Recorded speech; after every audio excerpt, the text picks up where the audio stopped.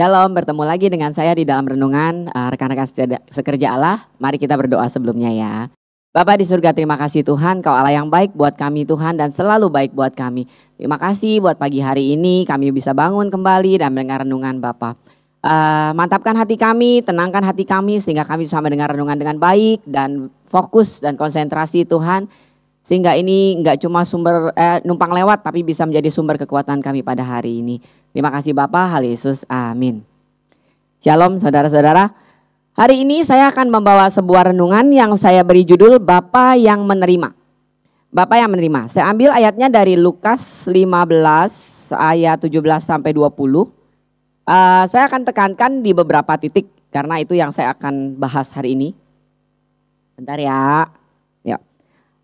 Lalu ia menyadari keadaannya. Itu fokusnya di situ. Katanya betapa banyaknya orang upahan Bapa yang berlimpah-limpah makanan tetapi aku di sini mati kelaparan. Poin yang kedua, aku akan bangkit dan pergi kepada Bapakku dan berkata kepadanya, Bapa, aku telah berdosa terhadap surga dan terhadap Bapa, aku tidak layak lagi disebut anak Bapa. Jadikanlah aku sebagai salah seorang upahan Bapa. Poin yang ketiga, maka bangkitlah ia dan pergi kepada bapaknya. Ketika ia masih jauh, ayahnya telah melihatnya lalu tergeraklah hatinya oleh belas kasihan. Ayahnya itu berlari mendapatkan dia lalu merangkul dan mencium dia. Nah saudara, sebenarnya yang kalau seperti judul saya tadi bilang, Bapa yang menerima. Ini kan yang ayat Lukas 15 ayat 17 sampai 20 adalah cerita tentang si anak ya. Tapi sikap dari si anak itu, sesuatu langkah yang diambil oleh si anak itu, pertama dia menyadari keadaannya, yang kedua aku akan bangkit, dan yang ketiga maka bangkitlah dia dan pergi kepada bapaknya. Ada 3 proses yang dia lakukan ketika pertama dia menyadari, kemudian dia berinisiatif akan bangkit, sampai yang terakhir dia benar-benar bangkit dan pergi. Itu ada 3 step yang dia lakukan, itu menunjukkan sebuah sikap positif yang dia lakukan. Tapi sebuah sikap positif yang dia lakukan ini mungkin tidak akan terjadi kalau Bapa yang menanti dia di rumah itu, Bapa yang dia punya itu adalah Bapa yang arogan, Bapa yang jahat, Bapa yang kejam, Bapa yang keji. Dia mungkin tidak akan kepikiran untuk mencari jalan untuk pulang ke bapaknya. Karena kenapa? Karena dia tahu itu bukan solusi. Setuju nggak? Kalau dia bisa melakukan 3 hal ini, menyadari keadaannya, akan bangkit dan kemudian benar-benar bangkit dan pergi kepada bapaknya. Berarti di sini ada kondisi bahwa dia tahu ketika dia pulang kepada bapaknya, dia akan mendapat hal yang lebih baik daripada keadaan dia sekarang. Artinya bapak dia yang menunggu dia di rumah somewhere gitu, itu pasti dia merasa punya satu sedikit jaminan bahwa bapaknya itu akan menerima dia kembali. Bapa yang menerima. Nah, saudara, Bapa kita di surga juga adalah seorang Bapa yang menerima. Itu sebabnya dia mengambil perumpamaan ini. Dia adalah seorang Bapa yang siap menerima kita dengan kondisi apapun.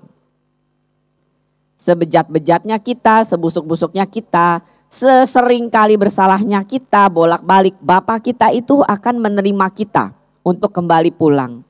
Dia menanti setiap hari menunggu kita datang kepadanya. Seperti Bapak ini.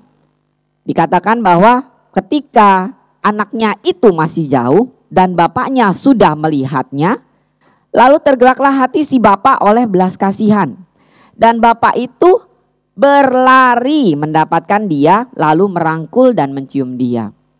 Ini juga menunjukkan sebuah sikap positif seperti yang anaknya harapkan, bahwa bapaknya itu pasti menerima.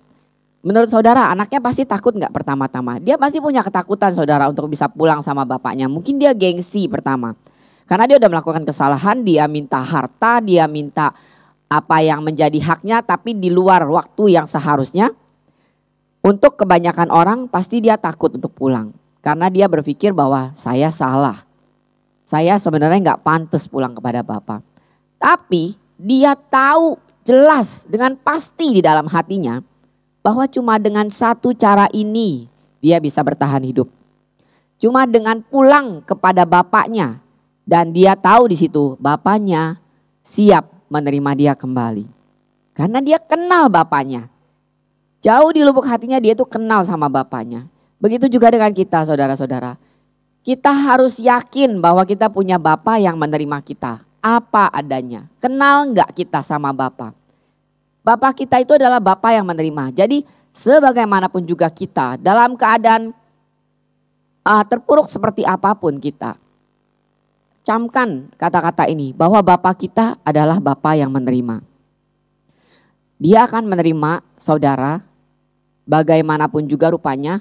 Nggak perlu gengsi, nggak perlu takut, nggak perlu khawatir, nggak perlu cemas, nggak perlu ragu saudara. Pulang.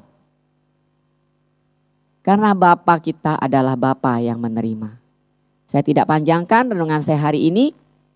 Saya cuma ingin saudara benar-benar ngeremain kata-kata ini. Bahwa Bapa kita adalah Bapa yang menerima. Apapun kita, siapapun kita, bagaimanapun kita. Mari kita berdoa. Bapa di surga, terima kasih Tuhan. Kalau kami punya Bapa yang super kayak Engkau Tuhan, yang benar-benar rela, senang, menanti kami untuk selalu pulang Tuhan.